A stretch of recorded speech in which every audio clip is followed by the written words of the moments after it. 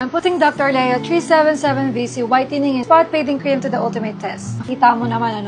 Nakikita mo naman may spot pa tayo dyan and matatanggal yan within 14 days. Naniniwala ka doon? Oo naman. So let's see if it delivers on its promises. This is the day 1. As you can see, my skin is quite dry and my dark spots are very visible. By day 3, my skin already feels more plump. By day 7, my dark spots are starting to lighten. On the day 10, my skin feels so tight and I can feel it's repairing my skin barrier. By the day 14, the results are amazing. My skin is noticeably brighter and more even toned. So yun guys, as you can see, nawala na yung dark spot natin dito. May mga dark spot tayo dyan. And ayun, nawala na siya. My skin feels so smooth and healthy. So natapos na natin yung challenge. Tawagin natin sa pipet. Papakita na natin ang ating finished product. Yes! Finished product. Actually, last time nakita mo yung mga dark spot ako. And ayan, may konti pa siyang visible or hindi na siya ganun ka-visible, right? So, pwede mo din siyang gamitin sa uneven skin tone mo and sa mga dark spot.